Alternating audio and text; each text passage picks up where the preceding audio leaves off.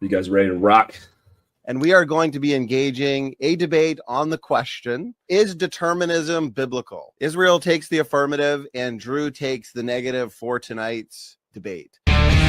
Just finished my debate with True Provisionist. Perspective today, the God granted premises 1 through 5 in his 7 premise, the valid argument. Yet he was somehow saying that you did lost the debate. My case was a single argument, and he said it was somehow Bristol. I walked him through every premise one by one and him admitting to them being true. He also said the argument was not clear. Well, it was clear for the scholars I spoke with. It was clear to my sparring partners, they all understood it. If true, and maybe, just maybe, he's not philosophically competent and shouldn't be one of the loudest mouths on the internet claiming that the Reformed tradition is stupid and easily refutable. Maybe he should just be more humble and actually listen to the compatibilist literature and save false soteriology. One old associates that helped him practice terribly, despite knowing about my argument for almost a month. And me not knowing Drew's case, he clearly was out of questions on the second round. He ran out arguments, and you could see he was demoralized. Hence why he gave up his remaining cross-ex time. Yet we'll see him in Sociology 101 doing previews, where they just pretend their buddy didn't lose, as he had a thumbnail of my case getting reviewed even before the debate. Hope you guys enjoyed. Let's go! The Calvinist YouTube Alliance is up for more W's to come. We're cutting the rest of Soteriology 101 and their inflammatory, low-quality content that only spreads hate throughout the internet.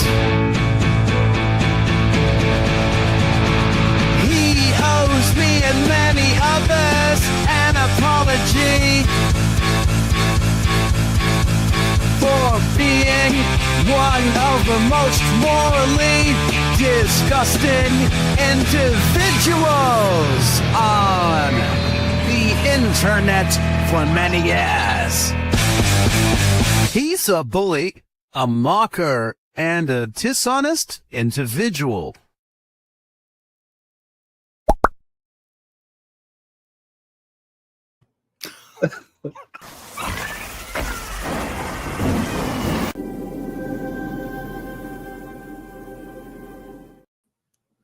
Well, hello, everybody. This is What Your Pastor Didn't Tell You. We also have a couple people on here as well. We have Warren McGrew from Eider Killer, as well as Drew from the Provisionist Perspective.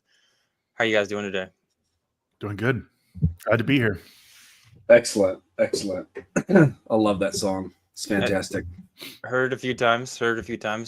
I wonder if Turretin, or however you said it, expected so much publicity from liking that post. I don't know if you guys ever found that. He's on the bottom left the entire video. It's like, man, I should have liked that. I'm curious though. Before we begin this review, though, I just want to publicly call on Drew to apologize for being one of the most morally disgusting individuals on the internet. Because I actually, you'll see at the very end, I liked that comment. For many years. So I joined Turretin fan in liking that comment. So he and I both agree that Drew is just the worst. What say ye, Drew? I'm flattered. I'm really flattered. I was flattered by the post. I love the song. It's fantastic. I think I messaged Warren the other day that probably 100 of the views of that song are me. So I'm a fan. What can I say? We are living in a wonderful age where we can watch such great quality content from AI and people making songs about random comments on Facebook. It's a good time to be alive. So and to be clear, I didn't write any of that. That's just a word for word transcript of what Israel said about Drew. And again, the end of the video has me liking it. So I just want to make sure that we're coming together in an ecumenical movement, crossing the Calvinist, non-Calvinist divide to all agree about Drew's awful behavior. So I just want to start the program off that way. I think that would be appropriate. Well, Warren, thanks for liking that. It's very kind of you. Yes. Yes. So Drew, you had a debate recently. What do you think about that debate? How'd that go? Immediately after the debate, my wife asked me how it went, and I was like, not good. And then I talked to Warren and Chris about it, and I remember Chris said, that the rule of the Bob Anyart rule of debates is whichever side promotes it is the one who won. And I said, I am not promoting this debate. Like, this is just bad, and they were like, no, man, you should promote it. And so they convinced me. And so I cut my own edit together and uploaded it as quickly as I could the next day. And I don't know whether people like the debate or not, but it's definitely gathered some interest and some attention. So yeah, I think that Israel, he had my opponent. The debate, for those that are just tuning in or just figuring all this out, was about, is determinism biblical? And my opponent, Israel Trujillo, was arguing the affirmative. I was arguing the negative. And he had a multi-premise argument that was very difficult for me to follow. One argument, essentially, for determinism. And I had the negation, so my job was a lot easier. He kind of chose not to engage with any of that, really, which we'll probably get into, but that's kind of the sum of it, I guess, for now. What do you think, Warren? Oh, I going into the debate, my advice to Drew was like, stick to scripture and give Israel all the time he needs to build his case, to argue against you. I think, and my expectation was that Israel was going to win the debate for Drew. Not so much that Drew was going to come in with like some sort of strong over the top argument. I thought he was going to give a good argument, but I figured ultimately that this was something that Israel was going to just hand up to Drew based off of his argumentation and kind of what I knew about him and the way that he likes to build more of a philosophical argument. So that was the entirety of my debate coaching for Drew. Like before this was just let Israel talk. Like, let him build his argument, be respectful, give him all the time he needs. And I don't even think I was that wordy. I was just like, just let him talk. But there was a lot of animus before the debate. Drew brought Israel on, which I thought was an interesting insight, because at one point, and I don't want to misrepresent if I'm getting this wrong. This is my recollection. It's not a verbatim. It's not a transcript. This is just my impression. I think at one point, Israel had said something like, well, y'all hate us and we hate you.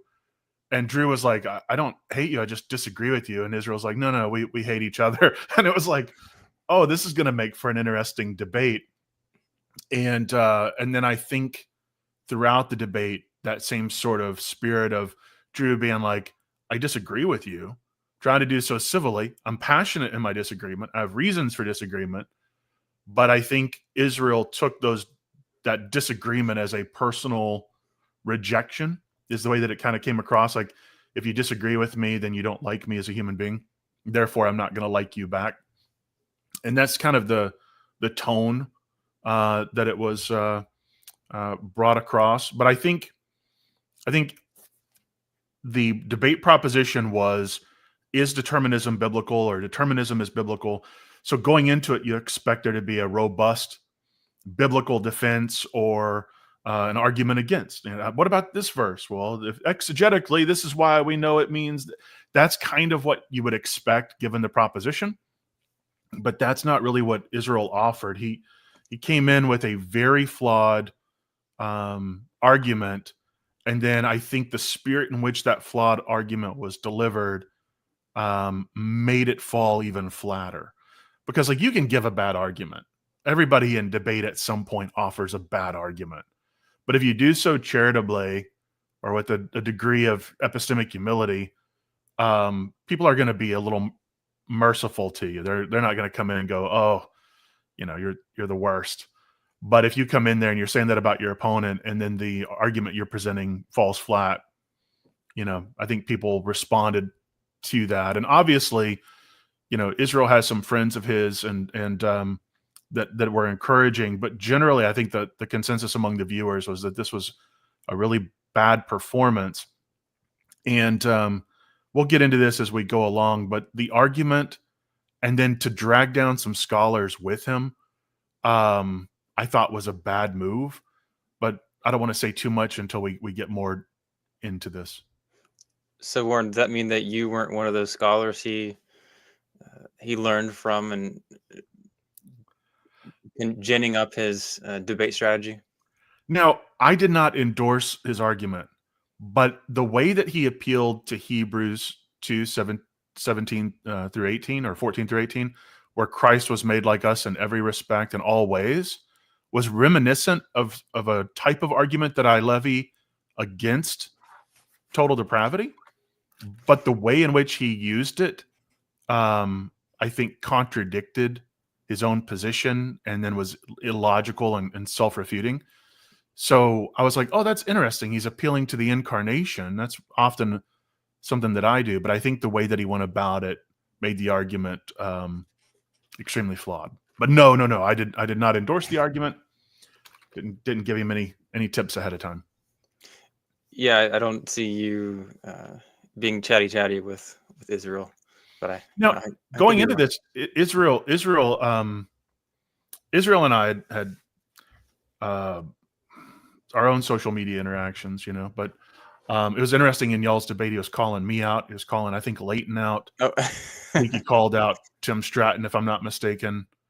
Yeah, there was a lot of name calling.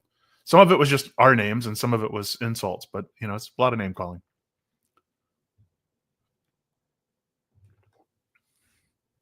You're muted. You muted, Zach. Sorry. Sad day. All right. Yeah. So yeah, Drew, could you just go over what you would say is your main argument against determinism or arguments in the debate? Yeah. So my main arguments were was one, just a framing of the discussion of the debate and saying these are the things that you would expect. So I essentially highlighted 4 things that you could expect, which is universal language being all predestined or determined language rather than something like works, a language that involves kind of like decree, predestined, determined. And then the other 2 you can kind of wrap up into one, which would be either past tense and or pre-creation language to show that everything has been determined before creation. And so I was basically saying this is what you would expect to see in the biblical data if determinism were true. And I compared that to the Trinity in saying someone might rejoin that the Trinity doesn't have that same kind of like one verse type of thing that encapsulates it. But the truths, the Father is God, the Son is God, Holy Spirit is God, there is one God. You can see this everywhere. And so then this comes together and emerges clearly from the text, but determinism has to be read into it, was my kind of against argument. And then I offered 2 texts with an invitation to explore other texts that at a face value reading seem to be libertarian or insinuating libertarian free will. That is the ability to choose otherwise, which is incompatible with determinism. And so that was 1 Corinthians 10:13 and Deuteronomy 30:19, I believe. One Calvinist philosopher was not particularly happy with me choosing the 1 Corinthians 10:13 passage because he's written extensively on that, Colton Carlson. And he felt like it was like, why are you going back to this passage as though that had kind of ended all discussion. But Israel chose not to touch either of those passages the entire time. He focused exclusively on his argument. So that was my point in saying that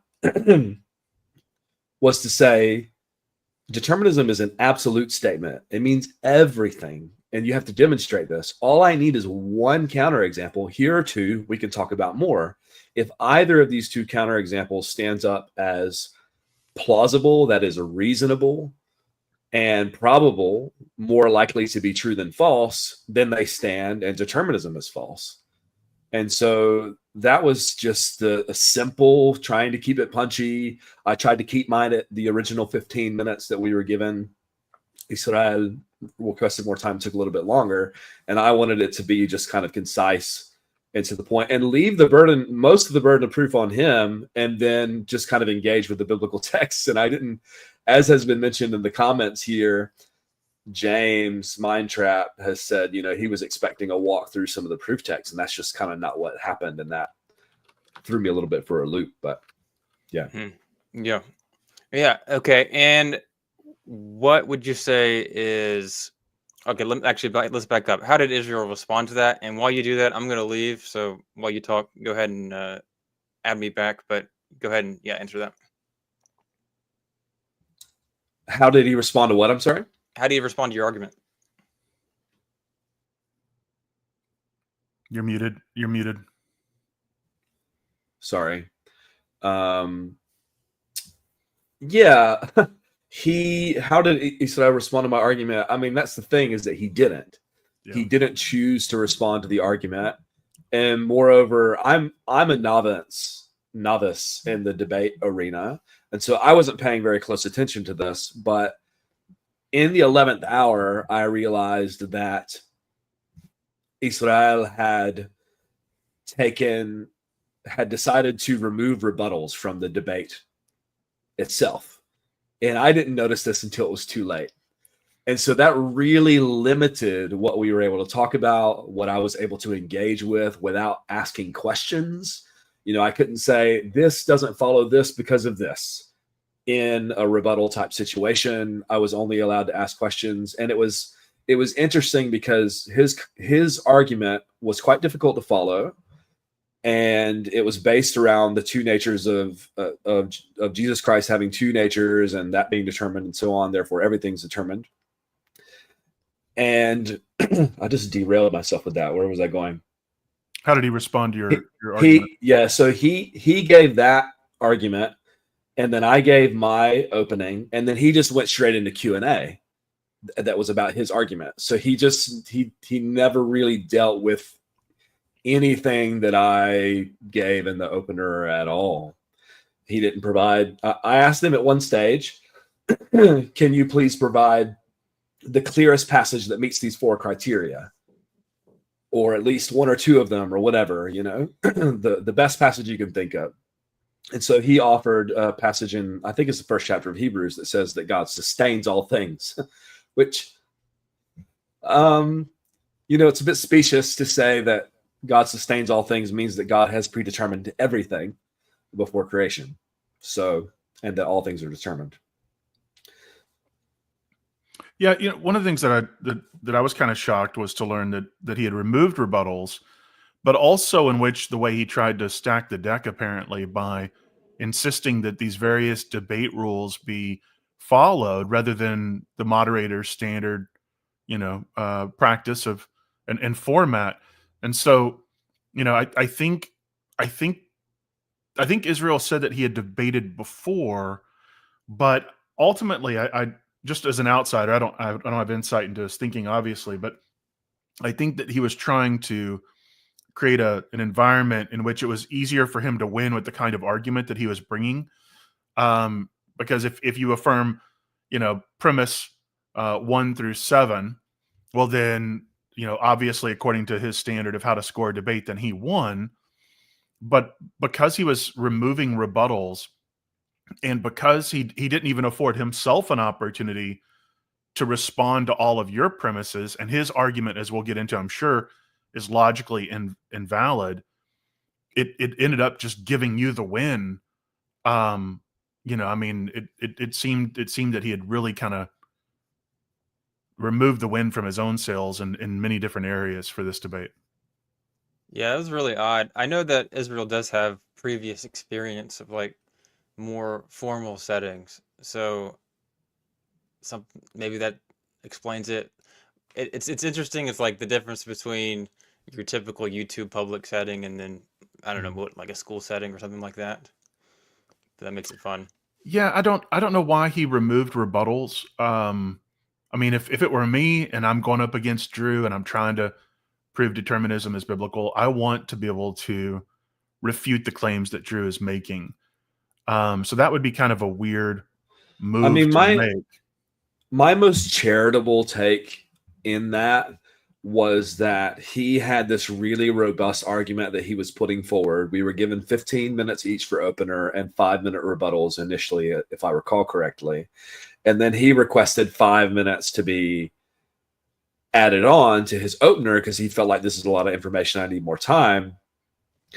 And so my charitable take is that in that he then suggested that the rebuttals be removed to kind of keep it at time, but it's definitely a rookie mistake on my part that won't happen again. I mean, we suggested just before we streamed, the moderator and I, hey, we could do rebuttals. How do you feel about this? It's really to your advantage that you do a rebuttal, And he was just like, nah. So yeah, I mean, you can give a 20-minute opening statement and afford yourself times for rebuttals. I think early on when I was debating, it might have been JD Martin or Matt Slick, because I wanted time to build my case and I was a green debater.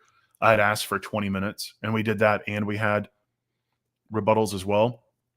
But it was so long that after I went through that, I was like, I'm going to try and aim for 15 every time after this. Like, that's brutal. If I can't make my argument in 15 minutes, I don't want to take the debate anymore. Yeah, right. Yeah, so I was also interested to hear more about what your thoughts were on Israel's argument, because in reality, you didn't have that rebuttal, so we couldn't get all your full thoughts there, Drew. Also interested in your thoughts, Warren. I've got, I wanted to share my screen, and I don't have it on there, of course. So if you could put that on there, that's his argument. I was interested what your thoughts were. You gave a little bit, but give us some more there. Yeah, so because I had kind of skimmed his debate standards that he had put forward as wanting us to agree on, I had some idea as to what his strategy was going to be here. You can find those on our Facebook page if you care about that sort of thing. And so basically P1, Christ is one person with two wills. And I think you had asked me, you sort of pushed back on this or said, what scripture do you have in mind here? And he said, oh, you mean, all those scriptures that I gave on the board, or I've provided them already, type of thing. And basically, if you say yes to this, then it progresses the argument along. If you say no, then you've become a heretic because you're rejecting the Chalcedonian Creed, which says that Christ is one person with two wills, and you're a Nestorian and whatever. I'm not really like a Christian history heresies type of guy. I'm just more of and I don't say this as like I pat myself on the back, but I'm just a Bible guy. I got into this reading the Bible and studying the Bible without looking into a whole lot of the historical stuff. I'm just kind of looking into that now. And so I guess I don't care that much about this. I just don't think that it really matters. But I knew that I felt like it was going to be a distraction for me to be like, nah, this is questionable. I'm going to challenge you. I just wanted to be like, yeah, sure. Let's move on to the next one. And that was kind of my strategy with a few different ones of these, because first of all, I was really kind of overwhelmed by wow. I mean, you can see this in front of you now. You practically have to, if you're looking at this on your phone, like pinch it and zoom in to read these premises and follow them and stuff. I mean, and I think one or two of them have sub premises within them to be able to support the original premise. It wasn't until I think after the debate that I realized that he had only made one argument, because it felt like so much. But anyways, so there were a few of these that I just kind of wanted to progress along, and that was one of the ones that I very first started with. Is Christ is one person with two wills. So yeah, no, that was pretty funny. I was watching the debate, and he was like, "Okay, so do you disagree or not?" And you were like, "Well, I don't know. I'd like to hear more." And he's like, whatever, this, and you're like, "Never mind, that's good."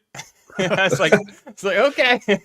pretty much. I was like, "What is Drew? Is he stalling? Is he not sure?" He's like, "Doesn't even matter," because in reality, it didn't really matter. But I was like, "Oh man!" There was a number of times in this debate I just laughed out loud. I was like, "Oh man, this is great." But one of the things that's interesting here, Zach, is when you're going to come in and you're going to argue, essentially what is a syllogism for an argument. That's a bold move. So I want to at least recognize that it was kind of gutsy for Israel to attempt it, because if the syllogism is invalid, then the whole point falls apart.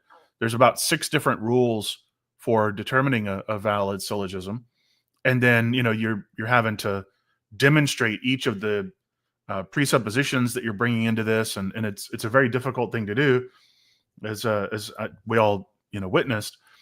But one of the things that many people pointed out, not just me or anybody else, but a lot of friends of Israel noted that you're supposed to have what they call a distributed conclusion. So any term that appears in the conclusion must also appear in at least one premise, and the conclusion needs to logically follow. And just on that point alone, the entire case that Israel constructed, he presented a logically invalid syllogism. So it didn't flow. But then you also have smuggling in presuppositions and biases as assumptions. There was some circular reasoning. There was some straw manning, some non sequitur. And so in order to construct this kind of monstrosity of an argument, there's all these little things that start to unravel. And you're like, well, if I just pull on this, it all comes undone. And so that was something I don't think Israel recognized, because as Drew would say, well, I can grant that. I can grant that. And even if the argument was somewhat valid in just arguing that Christ was a determined figure, Drew could grant that whole premise, and it doesn't follow, therefore, that everything is determined. And so not only did he not bring a biblical case, not only did he present a flawed historical case, but the philosophical arguments that he offered just continued to crumble. And even if you conceded all of that for the sake of debate, he still didn't accomplish what he was supposed to in that debate. And that was one thing that I found myself, I think it was towards the end of the cross-examination, of just saying, if I concede that Christ has been fully determined, and I concede that all humans have fully determined, does that mean that everything has been predetermined? Does that mean all of the molecules have been predetermined? Does that mean that there are some things in nature that are left undetermined? And I don't think that was particularly clear, or maybe seemed like a very sound rebuttal at the time. But for me, I was just like, this just isn't really following. And I think that as I was granting a lot of these premises, things were not progressing as he expected, and he was getting a little bit frustrated because, and I learned this from you, Warren, there's this idea of walking someone down the garden path. And so you ask them specific yes or no questions in order to get to a conclusion that's like, And so I had a few of these in my own tool belt that I was going after with him, and he had one argument and one garden path, and it wasn't really working like he expected it to. And I think that was engendering a lot of frustration, which was pretty mutual by the end of the debate, I think, although I think I was having a little bit more fun. And Yeah. Yeah. So, something that I find really interesting in this whole Calvinism discussion of determinism and all that is a lot of these arguments for determinism. It's always like, hey, this verse kind of points one way, therefore determinism is true. It's like, well, how did you get that big jump there? And this is just seems to be another example. It's almost like this sounds like determinism, therefore it is. I really am curious how Calvinists or determinists would think of that in their head, or maybe they just don't think about it. Yeah, I think that, this was one of my strategies in the debate was, and I said this in a broadcast that I did with Warren Layton and Tim Stratton, where we were dealing with some of Chris Date's arguments for the possibility of Calvinism in light of passages that seem to contradict it. And I just felt like, sure, it's possible any given scripture could be read in a deterministic manner. And so that's why I was going after plausible and probable.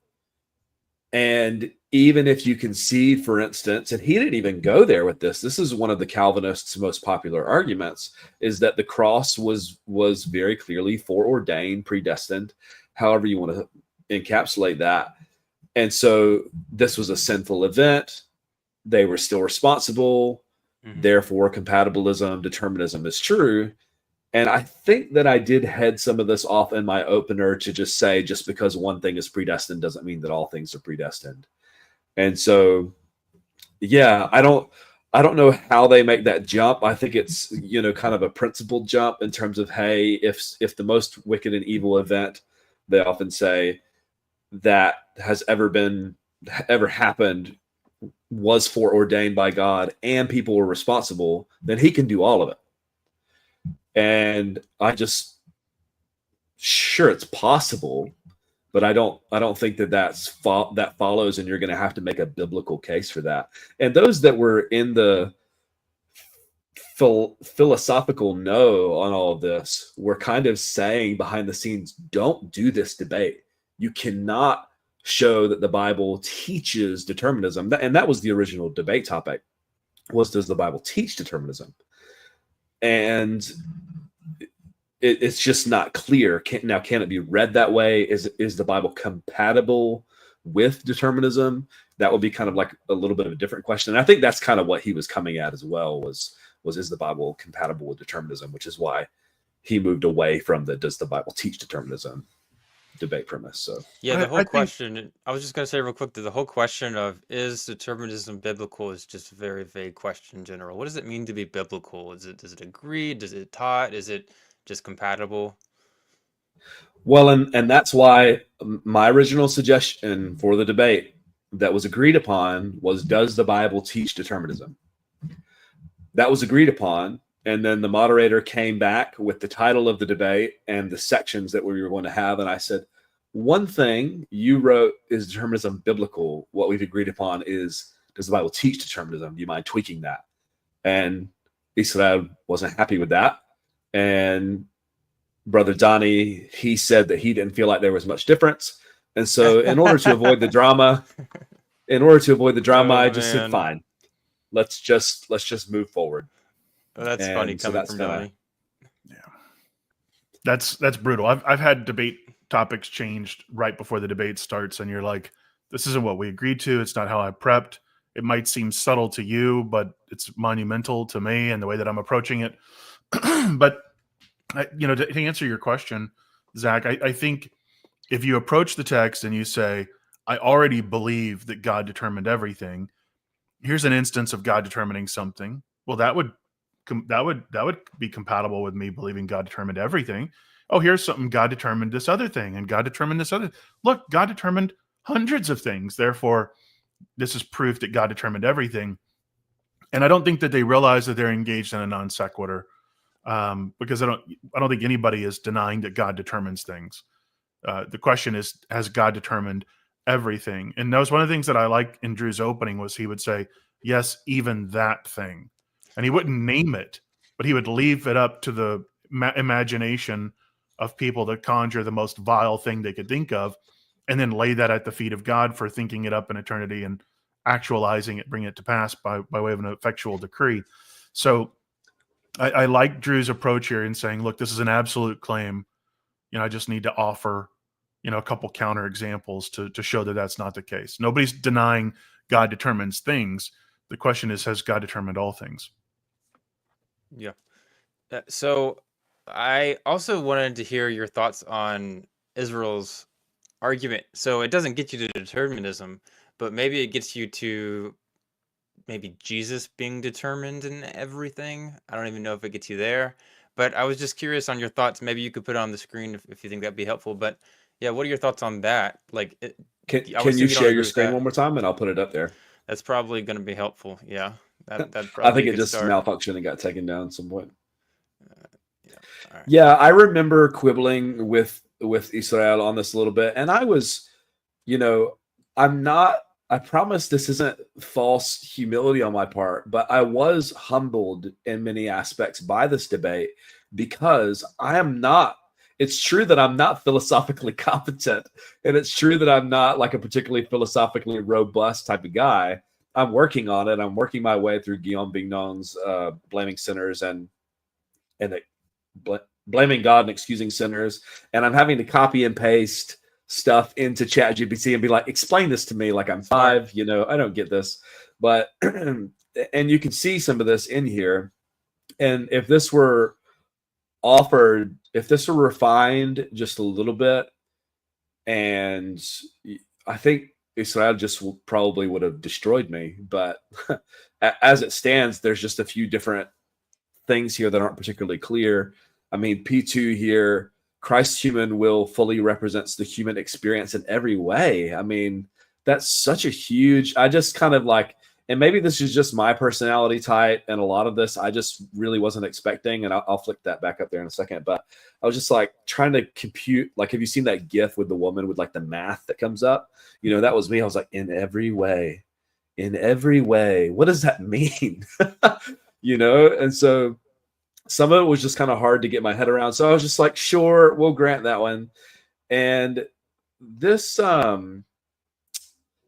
P3, if Christ has a human will that fully represents the human experience in every way, then his human will must operate as our will does. So I just granted that. And then this is one that we spent a little bit of time on. Christ's human will was necessarily aligned with the divine will. Which one? Huh? That was no, which will? Yeah.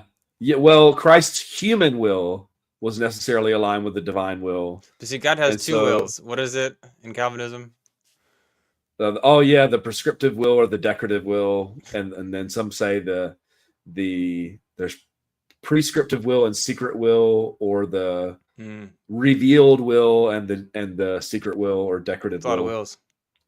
Yeah, it's a lot of wills. It's true. We have so many wills. Too many wills, right? And so this is one that I spent time on because it said necessarily aligned with. And I know that necessarily there is doing a lot of metaphysical heavy lifting for him there, because determinism is that given prior conditions, every event that transpires is necessary. Like, it will not occur differently. And so that's kind of what he was going for here. Necessarily aligned with the divine will. And I just kind of took this word aligned and was just like, well, is it possible to be completely and totally necessarily aligned with God's will for Jesus, and yet he can have two different miracles in front of him, that he's able to do this one and not do this one, or do this one and not do the other one? And if that's true, then libertarian free will holds and determinism is false, was what I was getting at.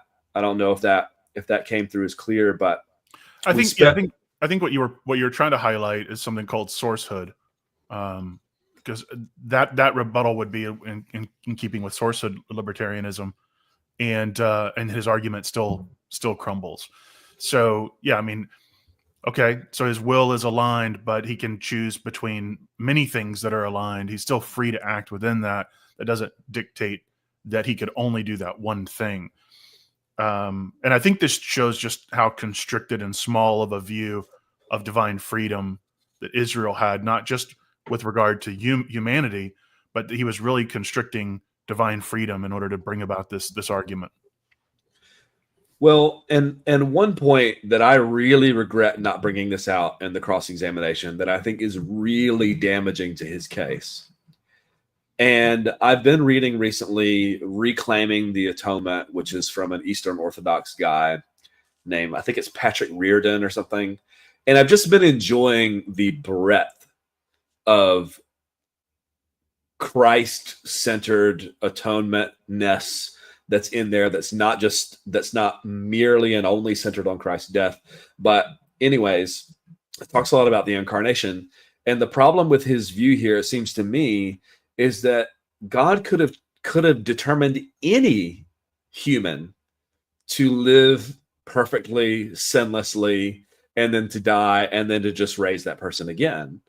Because on a particular model of the main goal here is to obey God perfectly, to live a righteous life so that righteous life can be gifted to us. It just seemed like that was going to create major problems. Now, I've not field tested that rebuttal. I don't know exactly how he would respond, but in my mind, it just kind of reduced the incarnation and Christ's coming to just this, like he's just a determined man, is what it felt like to me. So it's just a program that has to be carried out is really more or less what it's reduced to.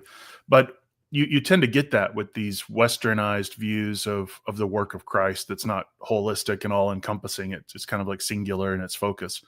But again, it presents a very constricted and narrow view of the divine, not just in regards to his freedom, but also in the way that he goes about redeeming his creation. So there was a lot here that, like I said, I saw a lot of loose threads that you could just pick at. But there was a lot of breakdown in the syllogism. Various points did not flow, a lot of smuggled assumptions, some circular reasoning, and then, of course, like I said, this conclusion. Thus, the Bible affirms determinism. Well, in order for it to be a valid argument, that needs to be built up across the argument. There needs to be something with regards to these terms in the subsequent premises. And of course, it's not there, so it's a non sequitur. It just doesn't follow. And I know he spent a lot of time on it, and it stinks that you invest this time in something that you think is like really well crafted, and then somebody comes along and goes, knocks over your sandcastle, and you're like, I don't appreciate that at all. It hurts. But I think there is something here that perhaps Israel might be able to continue to refine and maybe in time present something that would have more of a at least a valid argument. I wouldn't necessarily say that it would be biblical, but it might be philosophically tenable. Right. And ultimately that was the problem, was that wasn't the debate premise. The debate premise wasn't, is determinism philosophically tenable in light of scripture? It was, and admittedly, is determinism biblical, is a bit vague. And I didn't want that debate premise, but it was what it was. And I learned a lot from this, like even reading JP, Jonathan Pritchett, his take on and learning that the syllogism wasn't valid. Like I wouldn't have even picked that up, man. Like it was hard enough for me to even follow it. I was just kind of trying to analyze the weak points of it. And this in the conclusion, thus the Bible affirms determinism. What you just said, Warren, the Bible would need to be in one of these P7, P6, P5, and you can see that it's nowhere in there. Yeah, there's a lot of assumptions here. And one thing that I will thank Israel for is drawing the provisionist, I'm going to do air quotes, the provisionist group, our attention to the necessity for understanding a valid syllogism and constructing a logically following argument. Because after this, I went and I started looking into it, and I was like, "Oh, this isn't good." But the good thing is that it caused us all to take this form of argumentation, I think, a little more serious. So, I thank Israel for doing that. I think that's a good thing for us to realize. So, something I did want to talk about a little bit more. You mentioned it, Drew.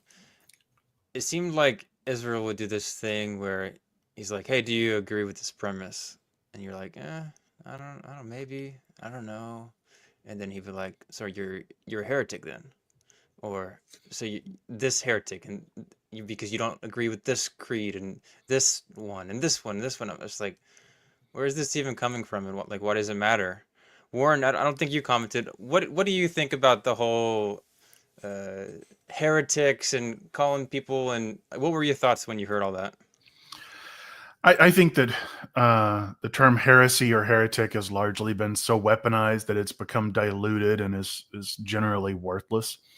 I mean, Israel is calling Drew a heretic, while Israel is an adherent of Calvinism, which is a named formal heresy, and entails, at the very least, entails beliefs that have been named as formal heresies.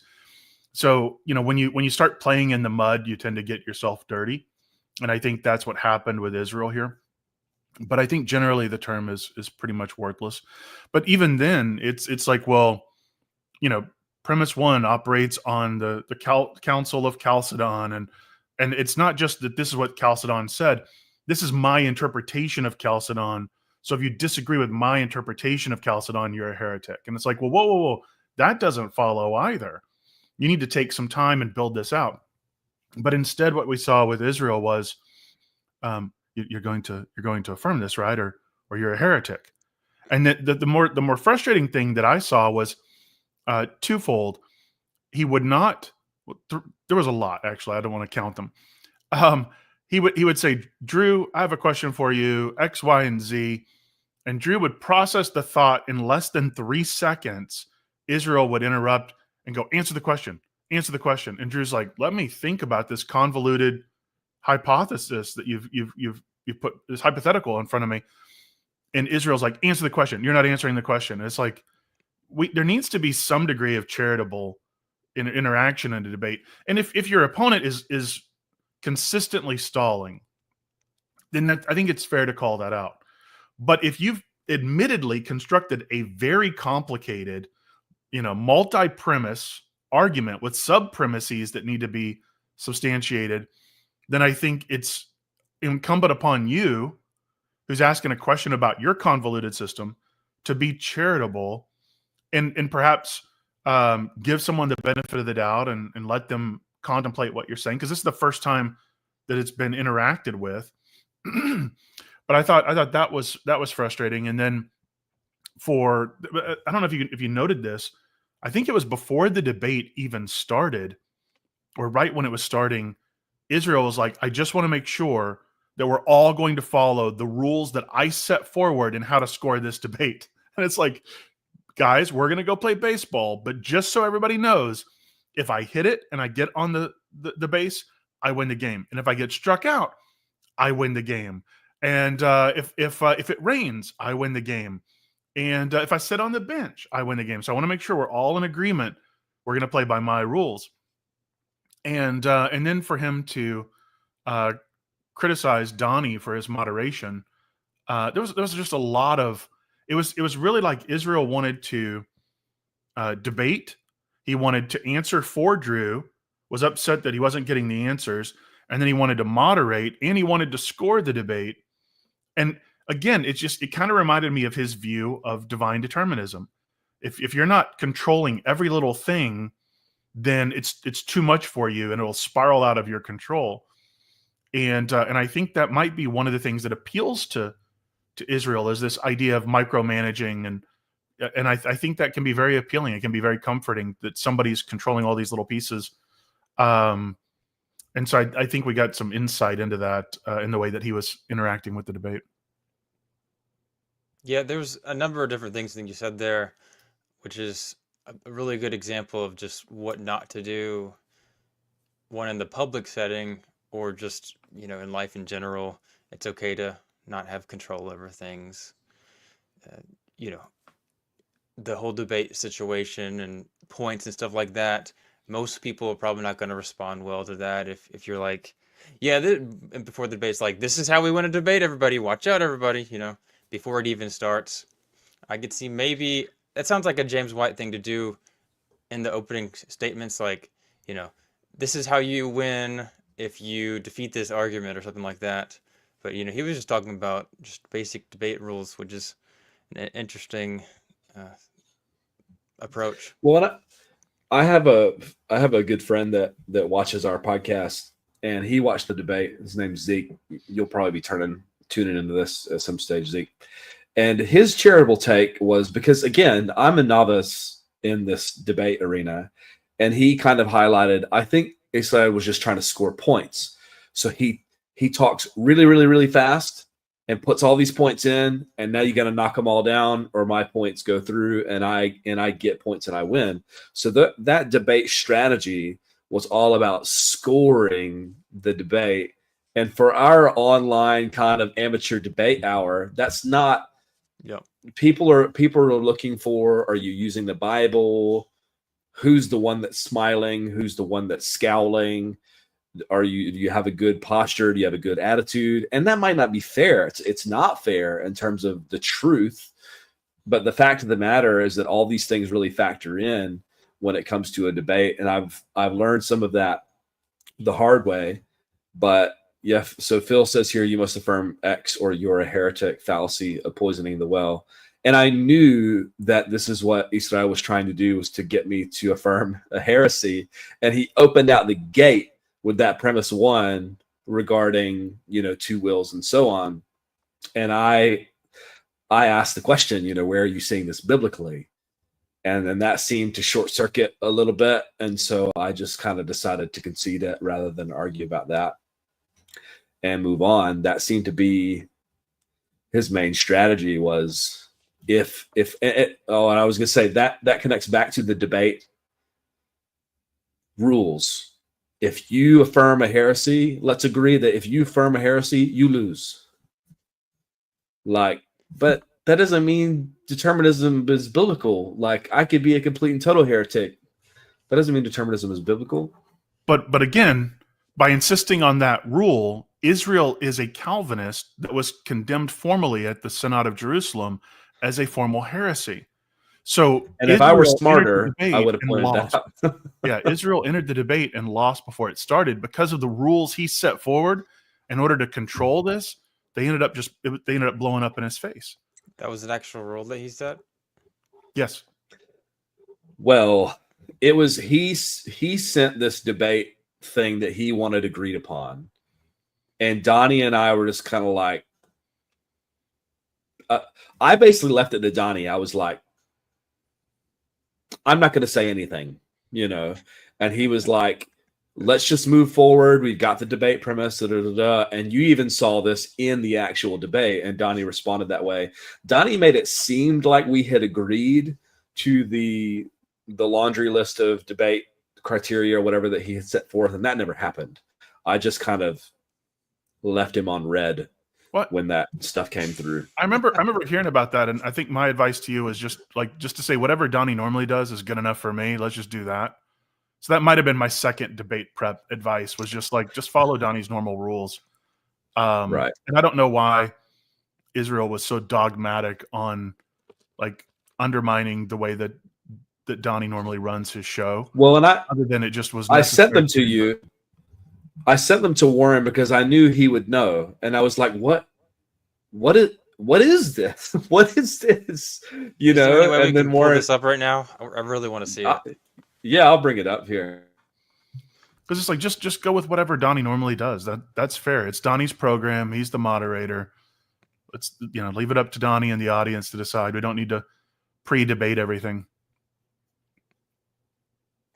But it's interesting. If you affirm a heresy, you lose. If you do this, you lose. If you do this, you lose.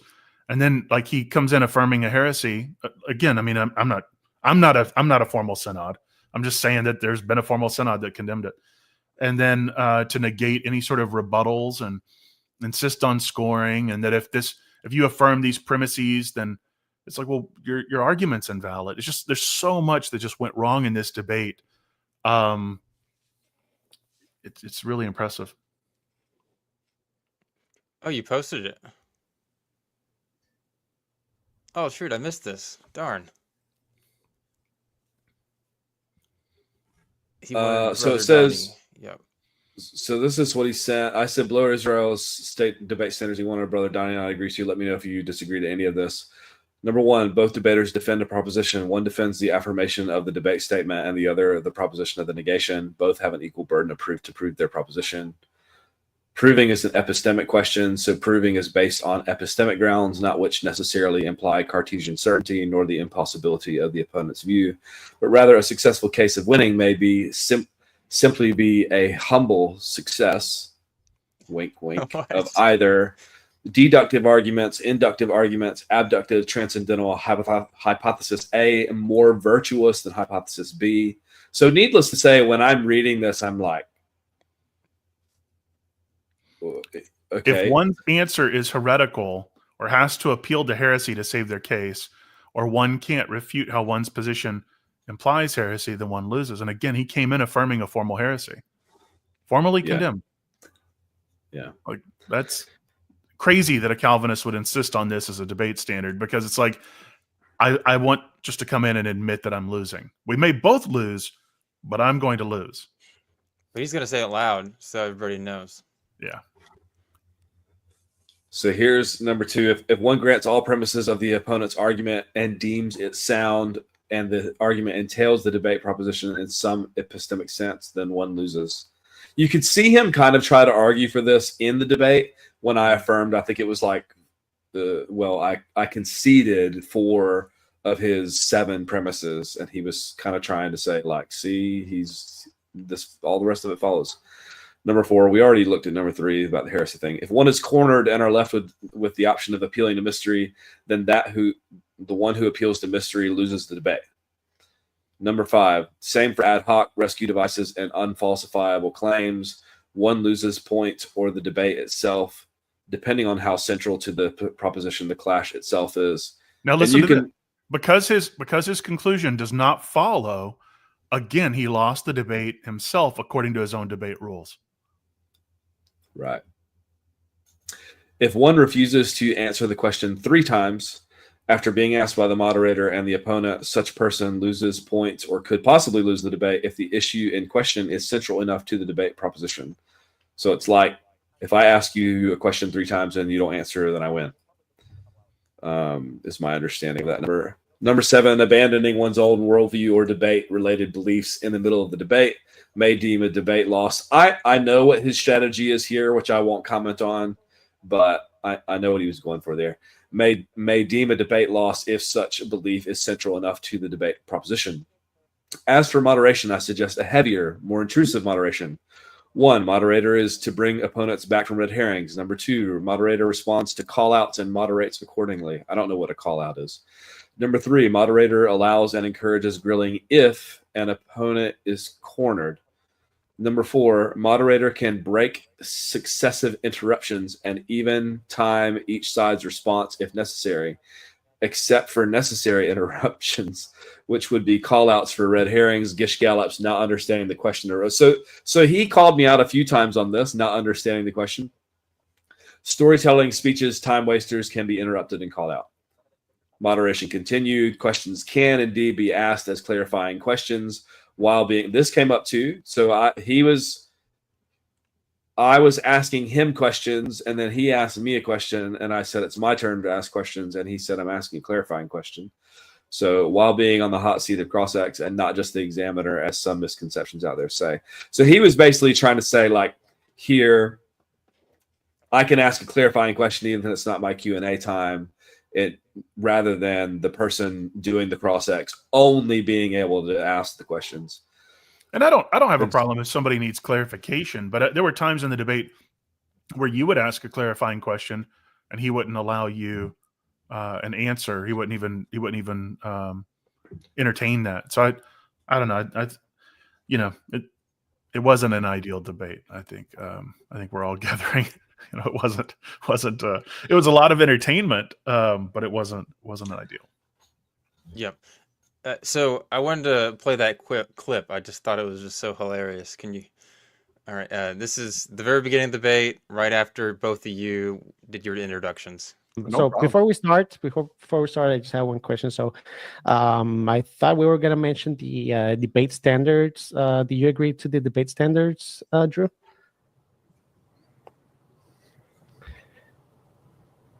We cannot hear you, Drew. This is me being like, what? Why are we talking about this now? Something a while back that I've not looked at in some time, so I can't really say yay or nay on that. I mean, I agree, like we've agreed, is determinism biblical, and we also talked together about how we would understand determinism. I think we agreed that was I guess what everything. Yeah, I guess what I was mentioning was that the debate standards on how to judge a debate, how to judge a winner, and I actually sent it to you about 4 times, and you looked at it. I was just surprised that you never gave a response. So I just wasn't sure if if we were actually gonna go over that before the debate starts, because because you're already putting a debate review that you're pretty much saying that you already refuted me. Oh yeah, you put a debate review. Gosh, Drew, what the? You can't judge a debate before it's over. Muted. Yeah, it's funny because originally that thumbnail had absolutely nothing to do with the debate. I simply wanted to come on and talk about a lot of the things that I was not going to have time to talk about because I had to cut things from my introduction. There are things from Guillaume Bignon's book that I wanted to address and so on. And so I just kind of said, like, pitched it as a debate review because I wanted to cover a few things in the debate after it happened. I'm sure I was going to want to, but primarily focus on the things I didn't get to talk about. And because the thumbnail's clickbaity and it says determinism debunked and stuff, he felt like I was announcing victory before it happened. It's pretty standard to plan for these sorts of things to have a thumbnail ready to go, and that's all I was doing. So he wasn't too happy about that. And I think some of that emerged in the song/post that he said I'd put that gave up right after the debate. So yeah, it seemed to really offend him that you were already prejudging the debate as a win, and that seemed to really get under his skin. Like that was something that he talked about in the debate. It's something that he talked about off like on social media. That really seemed to offend him. And I could have lost that debate spectacularly and still feel like determinism is false, and that if I had more to like that, let's say debates aren't my forte and I just lost spectacularly, and I'm like, I'm not doing a debate ever again, and I have time to sit here in front of the camera and craft my arguments and talk about it, I can still have some really valid arguments debunking determinism, even if I feel like I lost a debate. But he didn't like that very much. So needless to say. What about this whole 4? He said he sent you 4 messages, Drew, and you just looked at it and you didn't even respond. You left him on red. I think he sent it to the group chat one time, and it was summarily dismissed. And then he sent it to me separately, and I just ignored it. And then we talked about it after our pre-show chat, and he said, "Oh, those debate standards. Like, do you agree to those debate standards? You know?" And I was just kind of like, "Oh, yeah, I'll have to look at those." And that was the last I remember talking about it. So it might have been 3 times, but. So your handling of that was kind of like how the Orthodox Church responded to the Lutherans and Melanchthon when they were asking to be validated as Orthodox. The Lutherans like, "Oh yeah, we got your letter. You didn't get our response. I'll have to think about that." "Oh yeah, well, we'll get back to you." You just left them on unread, and then it's like, okay, well that must mean that we're Orthodox and we're in agreement. Like, okay, silence is affirmation. That's how I'll take this. Well, he was obviously not entirely sure if we had agreed because he chose to bring it up live in the debate. Yeah. So try and corner you to get you to concede to it. Again, it was I think he was so concerned with having total control over the entire debate because he wanted to win at all costs. I think that was the motivation here, and I think in that need to control all of the things, it's almost like you lose sight of what's important because you're handling all these other little pieces or these spinning plates, and as they start to drop, it can become, rather alarming. Yeah, I wanted to say Sure. before we transition into something else that we had a super chat come through from Jose Rivera. Didn't Izzy claim that he had PhD holders look over his syllogism and that they greenlit it as valid? I mean no disrespect to Israel on this, and again, I am not philosophically competent, but I cannot imagine that this is an accurate reflection of what happened. I feel like maybe Israel, they said something and he interpreted it in a particular way, but I mean, we're amateur hour here. I mean, I don't know about you guys, but and we've already seen some significant problems in the syllogism. So what I tend to think happened was he probably consulted with a few people that he knows and goes, "What do you think?" And they're like, "Oh, that's interesting." And he took some kind of vague statement like that, where it's a work in progress, as a full-throated endorsement of, yes, this is logically tenable. It's ironclad, can't be defeated. You're gonna destroy these provisionists. So I think that's what happened. But it was interesting that he's validating again himself by appeals to these scholars that I think if you actually set them down, they would be like, no, this in no way was I endorsing this as a debate strategy or a complete valid syllogism or biblically tenable argument. Yeah. Veritex said here, didn't the thumbnail have you with a black eye, Drew? Yes, that was this was my version of the re-upload of the debate on our channel on Provisionist Perspective. And so I had the inspired idea to use a tentative thumbnail that Caleb had made me and just chuck a black eye on it with a bloody nose and a tear coming down, because Israel's immediate response, as you heard via song in the beginning, was to declare an effective beatdown. And so I thought that would be hilarious and would gender some clicks. One thing you learn in doing this podcast stuff and doing theology, you take theology seriously, but you can't take yourself very, very seriously. And I find that to be important for doing this sort of thing. You got to be able to laugh at yourself. And, it was really interesting to see Israel talking about how toxic his opposition was while engaging in like some real, I don't think there's another word for it other than just toxic behavior, but I don't think that necessarily would cost him the debate. I mean, you can be a rude and crass individual and still have a valid argument. It doesn't negate the truthfulness of your arguments, but I think that if you lose the audience, it doesn't matter how much truth you're bringing. But when you're wrong on both counts, I think that's what made this, I think, all the more tragic, because he was so convinced of his position and then so convinced that Drew was a bad actor that it just, I think, it really set him up to experience some humility online. That it's not fun. It's not fun. Like it's gotta stink. Yeah, if you want to engage in the YouTube world, you have to be willing to, one, be wrong. Otherwise, it's going to be really awkward and you're going to look really bad. And then two, as you said before, not take things too seriously. Yeah. So there was one other thing that I wanted to talk about, but if you could put that on the screen. All right, this is in obviously the super chat questions at the end, Q&A, and basically Israel was asked a question. Maybe Drew was asked a question. I can't remember whatever. And Israel got to comment twice, but Drew never got to respond to the second one. So I was interested to hear what you had to say, Drew, as well as Warren.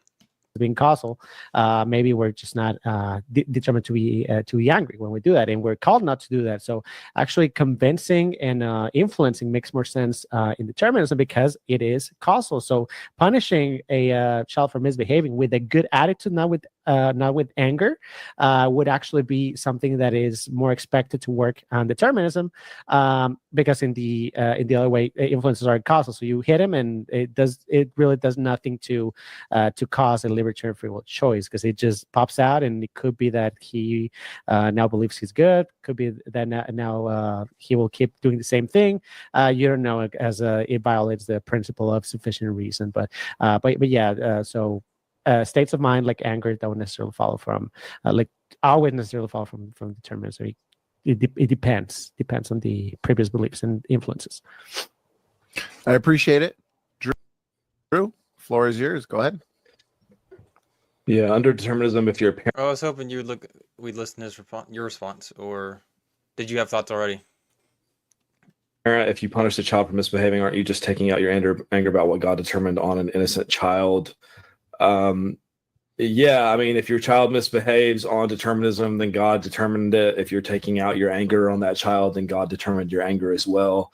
Shouldn't you just pray to God? I think this is kind of what one of the problems with determinism from a theistic Christian worldview is that it seems to logically imply a sort of complacency with what God has determined. Thankfully, it seems that few Christians are consistent with this if they are theistic determinists. But regarding the shouldn't you just pray to God, I mean, that would be determined as well. So, hey, well, will I get a chance to rebut? Drew, yes, Israel, you get the last word because it was directed at you. So go ahead.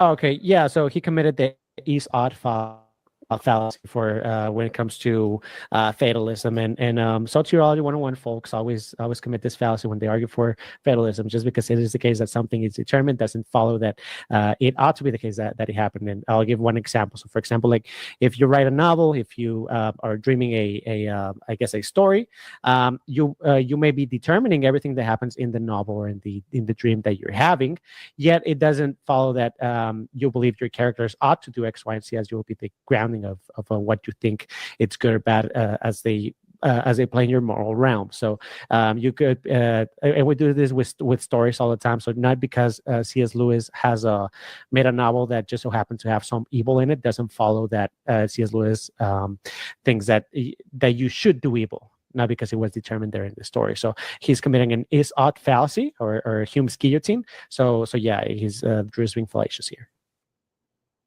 Couple of things there. So first, the original question was essentially, hey, if God determines a parent to, well, let me read that again.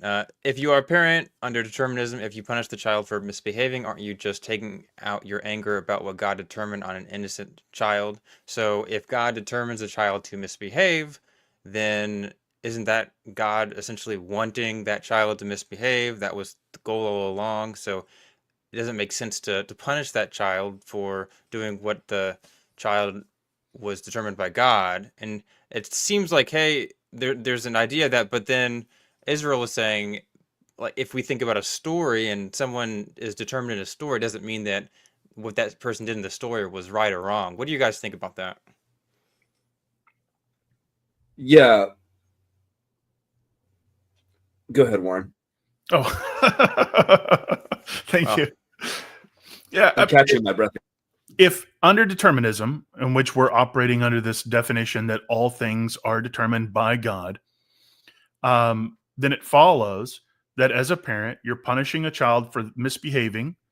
But misbehaving here is a meaningless metaphor. They're really behaving exactly how they were determined to behave. And you are angry to the exact degree that God from all eternity decreed you to be angry. And so it just doesn't seem to follow here that there's any sort of opportunity to do otherwise. But I think what Chris is noting here is like, shouldn't you just pray to God? Well, I think even under determinism, the prayer would be determined, and whether or not God would respond to it would be determined. And so it all comes back to this inciting incident of God's decree and everything else being dominoes that fall exactly how and when and precisely how God determined. But when this is raised as an issue, Israel's response is to say, well, look at the author analogy, or you're having a dream, just because you're dreaming this character, is doing this evil thing doesn't mean that they should do the evil thing. Well, in both the dream and in the author analogy, you're talking about non-existing agents that have no moral responsibility. If you dream about committing some crime, it's not an actual. It has no reality to it. You're not going to arrest a figment of your imagination. That would be insane to hold. Like, you wake up from a dream and you're like, that's it, I'm issuing an arrest warrant. I'm calling the police because I had a dream that someone broke into my house and stole my cat. People look at you and go, you're insane. That's a non-existent agent. And to sit back and to argue that determinism is true because God is not morally culpable because in comparison we're non-existing agents, then why is he holding us morally culpable? Like, it just doesn't seem to follow. But one of the moves that I'm seeing a lot of Calvinists make, and again, I'm not the most philosophically adept. Just ask David Paulman; he'll tell you pretty quickly. Ouch. But and I'm using him because he's a friendly reference. But I don't like it whenever a Calvinist is saying, we don't believe that God authored all things, and then to defend that, they're appealing to the author analogy, where the author authored all things. It seems maybe we're equivocating on what it means to author, but then you have to sit back and go, wait a minute. God didn't author all things. He just decreed all things. Well, then who authored the decree? Does God author his own decrees, or is he himself a fated agent? And when you raise these issues, and I tried to bring this up in the debate towards the end, I actually had Donnie ask these questions twice. Instead of answering a question that was really derived at the holiness of God, or targeted at the holiness of God and divine freedom, Israel tried to say, well, if we do evil because God decreed it, that doesn't mean God is evil. And it's like, well, okay, it's kind of like, what do they call that? Divine command theory, I think is what that's called. I'm not asking you if we should hold God morally responsible and say that he is evil in the same sense that we're evil, right? But surely if that claim is true, then God is the author of these evil decrees, and evil is really just an attribute that he's expressing into creation. We perceive it as morally wrong and morally wicked and reprehensible, but ultimately it's good and holy, and we're going to call all evil good and holy because God's the one that's authoring them.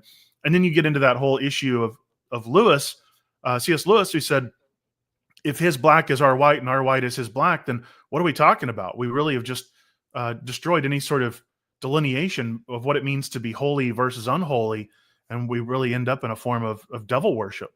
And I think that's where Israel's argument ultimately leads us to. And I think this was something that Chris in that comment was trying to nuance out. But it is admittedly a complicated topic, and again, we're not the most philosophically adept people, so maybe there's a stronger way to argue that.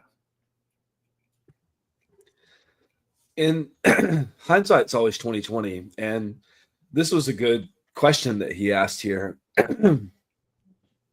Pardon me for coughing into the mic and stuff like this. I'm getting over a cold and actually just left to refill my water bottle because I've just been guzzling it over here. I'm going to need to break out the bucket here in a second. But so it's interesting. I'm going to read this question one more time to just refresh our audience's memory. Under determinism, if you're a parent, if you punish the child for misbehaving, aren't you just taking out your anger about what God determined on an innocent child? Shouldn't you just pray to God? And Isaiah's answer here, interestingly, was beating your child on determinism is more effective than on libertarianism. Because if you discipline your child, then it's going to have a cause, which is going to have an effect in your child and produce an action or whatever. Whereas with libertarianism, there's a stopgap there, and it doesn't necessarily cause the particular behavior that you're after. Can we return to him answering the question in the very beginning? We can. I don't want to misquote him there. I want to be charitable, but I don't know whether he said it. He might have just said discipline. The word here is used punish. I thought he Not to said do hit, that. So but I may be actually, wrong. convincing and influencing makes more sense in determinism because it is causal. So punishing a child for misbehaving with a good attitude, not with anger, would actually be something that is more expected to work on determinism, because in the other way, influences are causal. So you hit him, and it really does nothing to cause a libertarian free will choice, because it just pops out, and it could be that he now believes he's good. Could be that now he will keep doing the same thing. You don't know, as it violates the principle of sufficient reason. But So yeah, he argues that hitting your child is a cause that will produce an effect and stuff. And this was something that we argued quite a bit about in some of the cross-examination, which I won't really get into here. I just think it's interesting that this is his response to this question. And here, what he's saying, and maybe I'm just saying this to myself, maybe I'm a little bit slow. Hold on, where's my reminder to the audience here? Okay. That's my favorite meme, by the way. I really appreciate that. I think it's incredibly No, I kind. think you should keep it on the screen. It's really valuable. Our audio audience is not going to understand this, but yeah, so I derailed myself with that. What was I saying? Basically, I'm not smart. And so You were repeating back what he was saying. Oh I'll yeah. take it So if you don't know. maybe this is just for me, but this question here is basically saying, why are you punishing the child? Why are you enacting any kind of discipline? If God has determined all things and he is able to control your child to do what you want him to do, why not just pray? In other words, if you're angry at something your child did, don't do anything. Just go into your room and pray. I think is kind of the implication behind the question here. And I think usually a Calvinist would respond, well, God uses means and so on. But I think that's why he said, if you're taking out your anger on an innocent child, why do that? Why not just pray? Like, if you know you're angry and you might overstep in your discipline and your punishment of your child, then why not just go and pray? I think that's a really interesting question.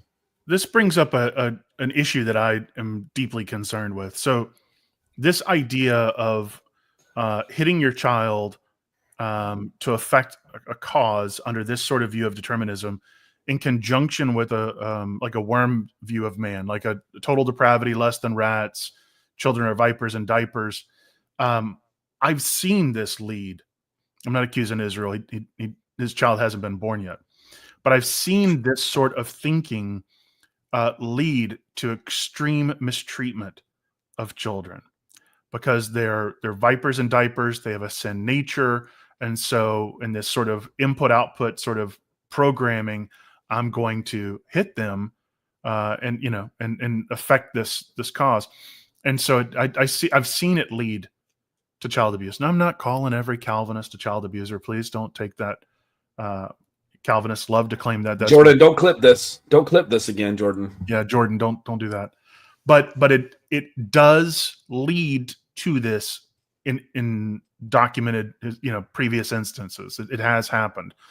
Are there other factors at play? Sure, but it's a concern that I have that this does set the stage for mistreatment of children.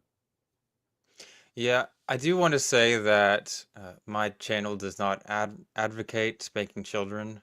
And if you're angry about what your child did, you probably should take a step back before you start answering this kind of question to begin with. So I'll tell you, when I was a young parent, I was a Calvinist, and we engaged in corporal punishment. I that grew out of explains so that. much. Huh? That explains so much about what now. I grew out of that. And I came to see that loving your children, talking to them, walking them through the pros and cons of their choices, their actions, their behaviors, or simple timeouts or grounding were much more effective. And I want to be seen as the safe source I want to be seen as the place that they can come to when they've done something wrong, rather than another place of punishment. So, my view of God has completely changed on the way that I parent my children. But early on, when I say that there are examples, I remember being angry and thinking like, these vipers and diapers, maybe this is a sinful thing. Maybe I can't correct it. I remember being frustrated. Like, how am I supposed to discipline a child that isn't that? We're going to be getting off the topic here, but my concern is that this does lead to child abuse. In my children's home country and my wife's home country, and really what I now call home, spanking is illegal. Really? So you're not allowed to smack. They call it smacking. You're not allowed to smack your children. Do they call it smacking, or do they have an accent? No, they just say smack. Yeah. Smack. And, okay, so. Yeah. I mean, I'm from New Zealand originally. I'm from just, a few hours east of where Twitchy's from. Did I just say I'm from New Zealand? I'm from North Carolina, is what I meant to say. I'm from North Carolina. My wife's from New Zealand. I'm from a few hours east of where Twitchy's from, but they do say smack. I don't think she says that any differently than I do. It's just smack. So. Okay. Well, everybody in the audience, say thank you for the parenting lesson. Maybe if you like and subscribe to my channel, we'll talk about that sometime, because I actually am a counselor in training. But you could also subscribe for other reasons as well, like if you want to listen to interviews with biblical scholars. And you have some really cool hats and outfits. Yes, lots of hats. Yep. Yes, yeah. So, anyways, that's all I have. Do you guys have any other thoughts or things you wanted to talk about before we get going? I mean, I could nitpick the syllogism more, but at the end of the day, I think when you claim that the Bible affirms determinism, that was not argued for, unfortunately. And I think that, I think the debate, if that's all there was, I think it would be rather forgettable. People have bad debates and present bad arguments all the time, and it might be talked about for a day or two, but people kind of forget. But I think it was the spirit in which those bad arguments were pushed and then defended later that made this so talked about and controversial. Yeah. I have one more clip that we could talk about that I could put on the screen. I don't know how much time you guys have, though. I got time. Yeah. Okay. So I've uploaded the debate to our channel, and I've called this the ick factor question because I bring up the ick factor, a quote from a philosopher named Andrei Bukharev. And maybe I can just read. I'm not going to read the quote. Let's look at the question, and then if it's necessary to read the quote, then I'll read the quote. But I need to share my screen. Okay, can everybody see that? I'll hit play. We got another super chat here that has come in from Chris Lucas, the Protestant View Live. $10 super chat. Appreciate the support.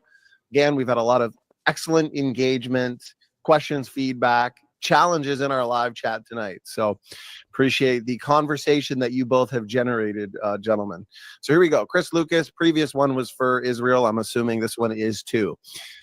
A relationship with God under determinism seems like me marrying a woman and telling her I will be the one determining everything she thinks. Is that really a relationship? Honestly, I think, well, I'm not gonna say my thought, just the answer. So he's confusing over here coercion, because, for example, like the example that he brings is that I'll be the one determining everything she thinks. So pretty much it's kind of like you pressing her against her will to make sure that it seems like coercive and on every way, like how he's framing it right here. And I guess the disjunction between. You're muted. I just want to pause so that we don't miss this. Without Chris saying anything to this effect, Israel has said here that if you were to determine everything that a woman thought, that this would be coercing her. That was his interpretation of this question. And he accuses Chris Lucas of framing the question here, which you'll hear me go on to address. But I just want to note that between what we deem as determinism in theological determinism is more of a non-coercive way of determinism. And I guess it breaks the analogy because he's bringing a coercive example, and we wouldn't have a coercive relationship. But yeah, so I guess making choices makes more sense on reasons. Like you get married because of reasons. You get married because maybe you find your wife attractive. Maybe you find your wife to be a Christian, to be equal joke to you.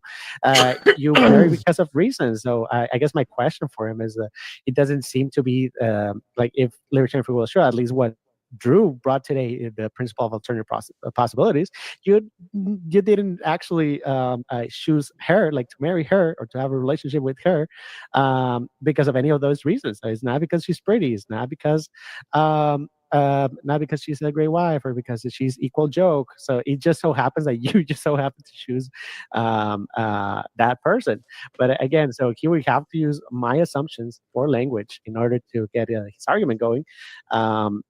Yeah, if we assume their thing, it doesn't look like a real relationship, because relationships have reasons, and not just for choosing marriage, but also by going through and around a marriage in itself. There's reasons for staying married, and Drew doesn't think reasons are causal. But yeah, that it makes more sense in determinism, I would say.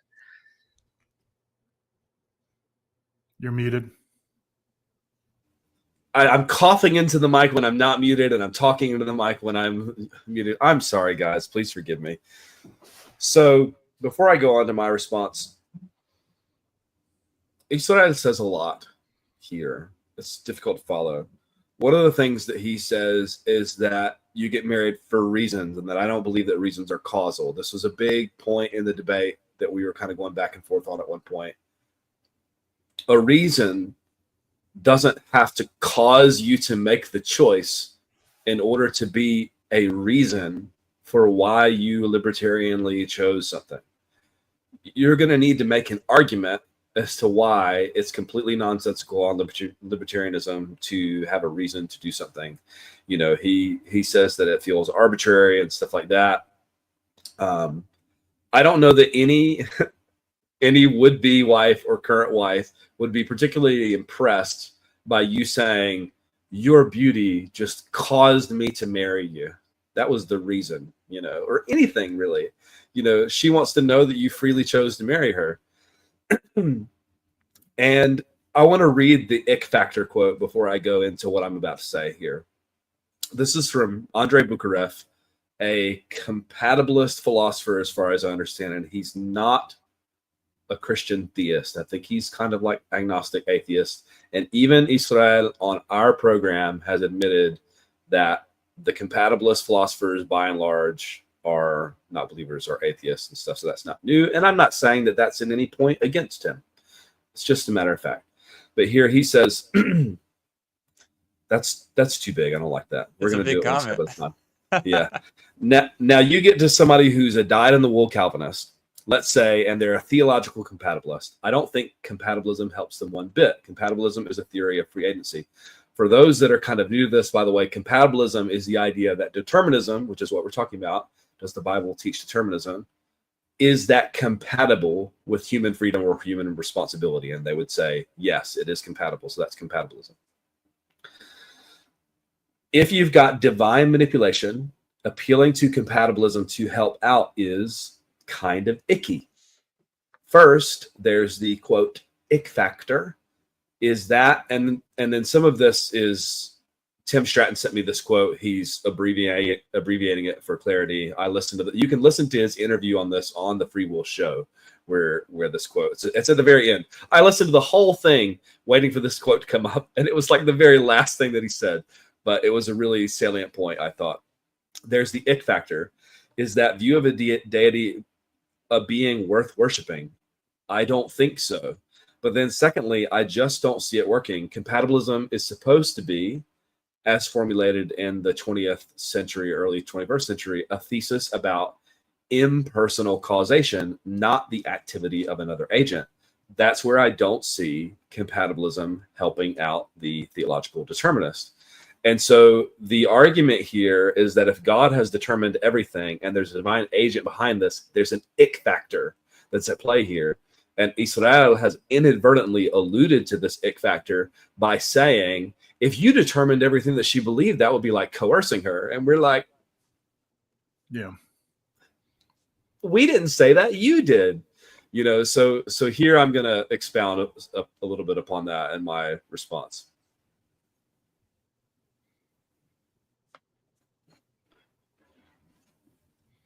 Or will he? We'll have to wait and see if it was determined.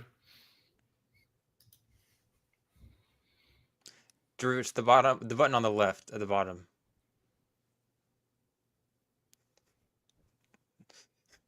What am I doing wrong? Everything. It's not playing. It's not playing. Uh-uh. Are you in the wrong tab? Oh, I put up your screen. This is your screen that I'm sharing right now. I guess that would make sense then, huh? All right. Yeah. Well, thanks. It's been fun, guys. I'm not on the right thing, am I? I'm definitely not. I don't know what the timestamp is. No, here we go. I got it. We've just been waiting and waiting. Sorry. Okay, folks. I heard like me talking, and then I heard you guys' voices, and I was like, wait, is that Warren I'm hearing? Is he just saying something? I don't know what's going on. Okay, here we go. I want to read the question carefully again. A relationship with God under determinism seems like me marrying a woman and telling her I will be the one determining everything she thinks. Is that really a relationship?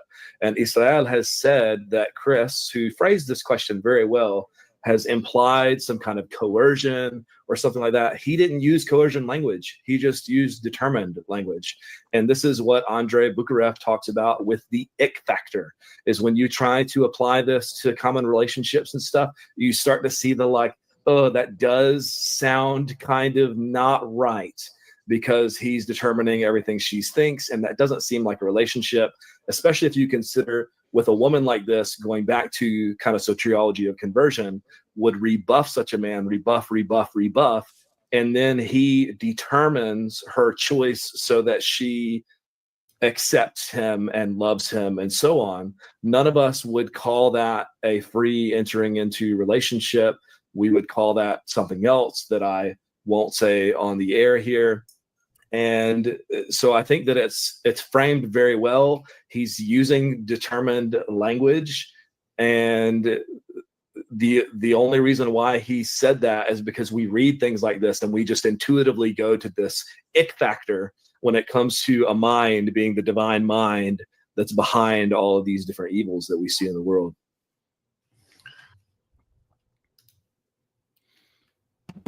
Yeah. So this was good point there, Drew. I thought that was really well stated. I'm glad that I was able to bring that out in the debate, because I wasn't sure if I was going to be able to, and I almost didn't read the Bukharev quote. And this was one of the things that I had come across and studied and been thinking about was, wait a second, if you insert a divine mind into this, this is really going to cause you problems. And Israel, it just slipped. You know, he just, it leaked out that this is an ick factor, even for him, even though the commenter, the person that put the quote forward, used the word determine. And it's true that God is determining all of our thoughts, all of our desires, all of our actions. Yes, even that one. And so I thought this is something that I feel like I might try to get a little bit more mileage out of in some of these conversations, is this ick factor quote, because I think it's rhetorically powerful. And this is coming from a dyed-in-the-wool compatibilist to somebody that uses compatibilist arguments. And he thinks that for the theological compatibilist, the Calvinist, the determinist, theistic determinist, that this is not available for you because this introduces something that's really gross when you're not talking about impersonal causes. And one of the things too, in this whole back and forth Israel, he was arguing that reasons are causes. So I want to go back to this, and you can say that a reason is a cause in like a colloquial sort of sense, but it's not in like a necessity, or I would say even in a strong philosophical sense. It's more of a justification. It's how you're applying your mind to arrive at a judgment or a decision. You're considering all these different influences, and you're going, okay, I'm going to process that and arrive at a choice. Excuse me, pulling a Drew over here. But if you're affirming sourcehood libertarianism, and you look at these different influences and these different justifications that your mind is actively engaged in, and in these, considering these reasons, that actually seems to make far more sense without causing any sort of ick factor to God. And again, there's nothing here about a reason that would necessitate that it be effectual and causal in every sense of the word. I think he was equivocating on terminology here. Twitchy has asked a question here in the chat that might be good to briefly answer. So he says, this is a fellow Calvinist brother. He's been on both of our channels, I think, Warren. Mm-hmm. Yep. Doesn't this issue come down to whether or not God can ordain events freely? That doesn't necessitate the ick factor, right? Go ahead and rip it to shred, boys. And then he clarifies down here. By that, I mean, can God ordain events to come about freely? This depends entirely upon what you mean by ordain. Can God orchestrate a particular event like the cross to come about without needing to have determined every thought, every desire, every action in that process? I think he can. He can do that. God can do things. There's lots of things that God can do, that he has done, and that he has promised that he will do. And that's why I hammered on this. Determinism is an absolute claim, and you need to demonstrate this. And so it just seems, respectfully to Brother Jerry here, that this is a bit of a weak view of God to say that the only way that God can ordain a particular event is to control every aspect of it. And again, it is kind of like a philosophical question. Can God ordain, if you're going to say determine and take control over or be in control of all these sinful actions, and people still be responsible? I think you still have the ick factor in that if he has determined all of that in that. And so as opposed to something like Assyria, like the king of Assyria, he's poised to attack Israel. He's ready to do it. God's protecting Israel. And then at one stage, the scriptures say that he uses the king of Assyria or the Assyrian people like an axe in his hand. The Calvinists see this as kind of mechanical, that he's determining and ordering him to do this, and he's controlling him in a micromanaging, deterministic type of way.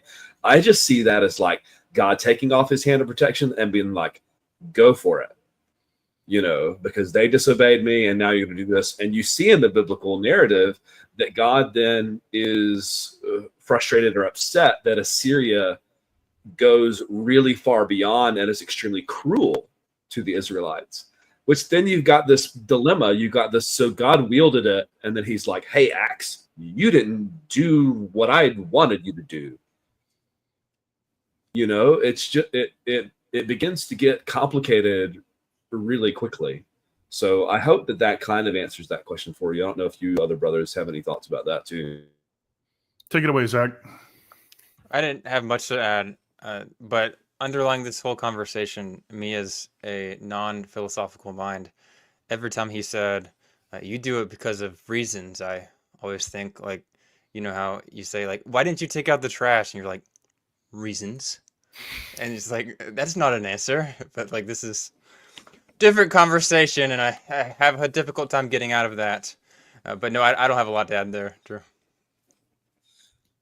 No, that's funny, because my friend Zeke, as he was working his way through this debate, he got the end of it. I mentioned him earlier, and he said, Drew, you missed the best mic drop moment ever. You should have said, Israel believes that determinism is biblical because reasons. Because that was something that was just repeatedly talked about. Anyways. Well, reasons are causal, so clearly. All right. Well, if you guys don't have anything else to add, it's been a pleasure having you both on here. If you don't already subscribe, make sure to subscribe to both of their channels.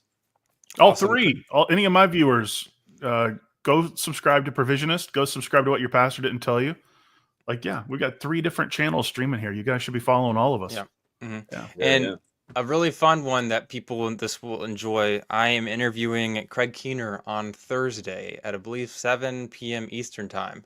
And we are talking about the early Christian view on determinism and fate and all that interesting topic. Not the specifically biblical view, but what did the earliest Christians, what did the Jews and the Greeks at that time believe, which could give us a hint into what the biblical writers referred to and the language they use. So really interesting stuff. Cool. But yeah, thank you so much for coming on here, guys. It's been awesome. And can I shameless plug something for my channel? Please do. On Thursday, we're going off the script a little bit, and I'm interviewing author Brant Hansen, who's written a number of books. Unoffendable, the Men We Need. Oh man, this title is hard. It's God is Good, Life is Hard, Let's Dance is the one that I'm currently working on. And he's a really funny author and a radio show host. I'm having him on, and we're talking about his books, probably focusing in on Unoffendable and what to do when you're angry online is kind of going to be the attack that I'm going to approach it from. And is there such a thing as this kind of righteous indignation type stuff? So please tune in for that. It's a little bit off the script in terms of what we usually do in the channel, but yeah. That'll be fun. Yeah. Awesome. All right. Well, thank you so much, guys. I guess, Drew, you can hit the end button now, but it's been fun, and I'll see you guys later. Thanks, everybody.